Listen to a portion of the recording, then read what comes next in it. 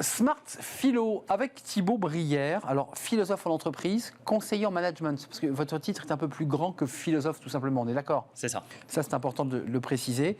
Avant de parler du sujet qui nous concerne aujourd'hui, d'une distinction entre collaborateurs et coopérateurs, ou collaboration et coopération, puisque c'est le thème sur lequel vous vous êtes penché, je voudrais quand même signaler ce livre dans lequel je suis plongé, parce que vous allez venir nous en reparler dans le détail, mais sans le déflorer, Toxic Management, le témoignage glaçant sur la manipulation d'entreprise chez Robert Laffont.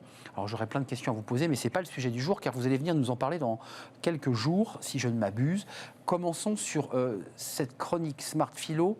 Vous avez souhaité nous faire une distinction entre collaboration et coopération. D'abord, pourquoi avoir choisi ce thème ? Je me suis dit, tiens, pourquoi ? Parce qu'il me paraît stratégique en fait aujourd'hui pour les entreprises. On parle assez communément effectivement de mes collaborateurs, etc. Et de plus en plus en management, on s'efforce de convertir les collaborateurs en coopérateurs.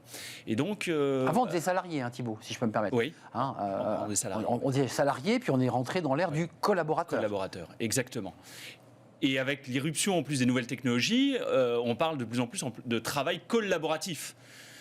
Et donc, moi, en tant que philosophe, en tant que personne s'interrogeant sur le sens précis des mots, eh bien, ça m'a interpellé, en tout cas, cette distinction qui semble être faite. Collaborateur, ça veut dire quoi ? On est quoi ? Dans un lien de subordination ?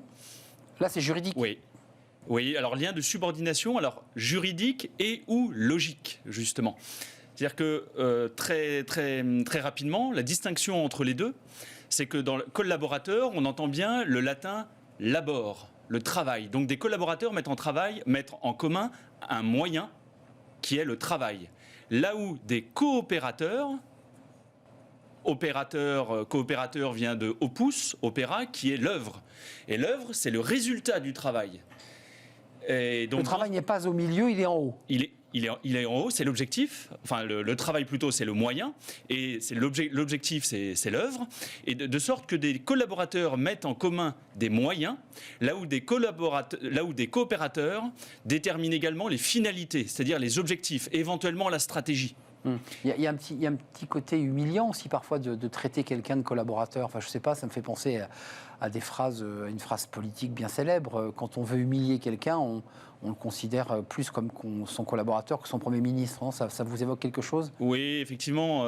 Nicolas Sarkozy qui avait appelé ainsi dans un célèbre discours François Fillon pour lui rappeler la différence hiérarchique entre les deux.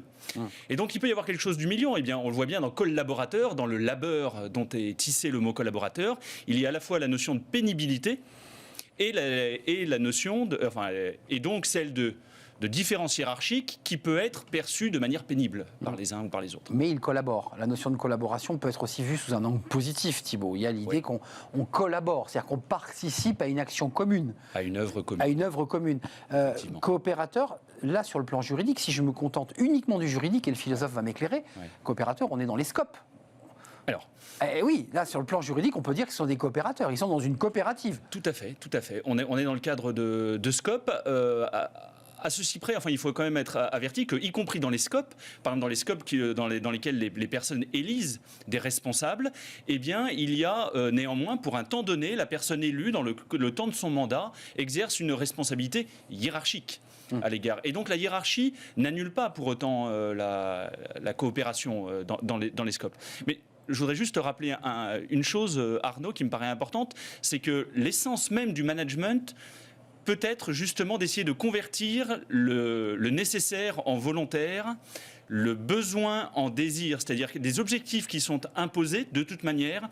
Eh bien, l'un des rôles que l'on attribue aux managers, ça va être d'essayer de faire en sorte que ces subordonnés, ceux qui demeurent ces subordonnés, aient l'impression de travailler comme s'ils étaient des égaux. Donc de faire comme si. En fait, c'est une forme, pas de manipulation, mais on trouve les mots qui vont bien, les formulations pour faire croire au subordonné en fait, qu'il est un peu acteur et va accompagner tout cela, alors qu'en fait, il le subit. C'est de ça dont il est question. Oui, aujourd'hui, on parlerait de manipulation positive, on parle même de nudge management, et de fait, les deux termes ont une parenté étymologique. Management vient du latin manus, et manus, c'est également ce qui a donné lieu, en français, à la manigance, à la manœuvre et à la manipulation. Et aujourd'hui, lorsque l'on parle de nudge, et notamment de nudge management, eh bien nudge, c'est pousser avec le coude. Et management vient du latin manu agere, qui veut dire pousser avec la main. Donc c'est intéressant de revenir à l'étymologie des mots. Tous les managers ne sont pas des manipulateurs, mais il y a quand même l'idée dans la réflexion que vous menez aujourd'hui dans cette chronique Smart Philo qu'il y a une sorte de tentation d'effacer finalement la différence entre collaboration et coopération. Mais qu'est-ce que ça engendre, cette tentation de l'effacer, d'effacer la différence ?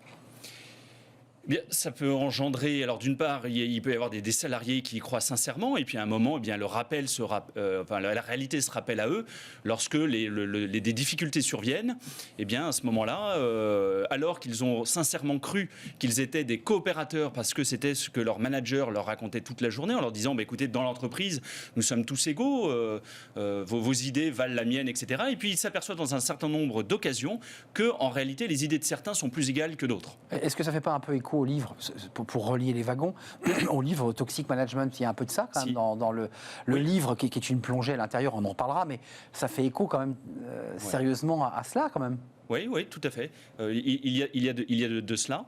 Et à ceci près que j'ajouterais, par rapport à ce dont je traite dans Toxic Management, il peut y avoir donc une manipulation positive en l'occurrence, et par exemple lorsque je souhaite maigrir et que j'essaye de tromper ma faim, eh bien je me manipule pour le coup, mais la manipulation est positive lorsqu'elle est avouée, lorsqu'elle est sue. Le propre d'une manipulation perverse, c'est lorsque... À l'insu du collaborateur. Exactement, à l'insu.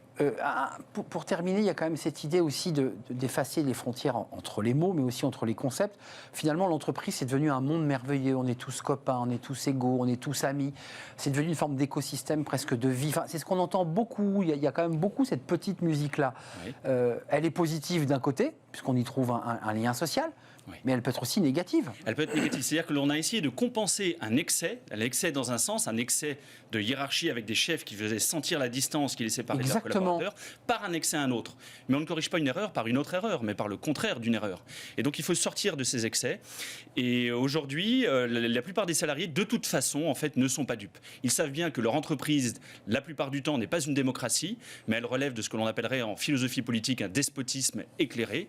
Et donc, il vaut mieux avouer clairement les relations de pouvoir à l'œuvre, dire aux salariés ce sur quoi ils ont la main, ce sur quoi ils n'ont pas la main, plutôt que de leur raconter des histoires, et c'est ce qu'on appelle aujourd'hui parfois du storytelling. C'est ça, donc vous êtes plutôt pour le langage de vérité, c'est-à-dire une autorité assumée de celui qui en est le garant, oui. Plutôt que d'essayer de passer par des biais, des jeux, d'une forme d'égalité qui n'existe pas en entreprise, in fine, par le contrat même d'ailleurs. On gagne toujours à être franc avec les gens, et on ne manage pas les personnes en leur racontant des histoires. Oui, Arnaud, c'est ce que je crois. Des fariboles. Des fariboles, c'est un mot que je crois qui est utilisé par le président Macron.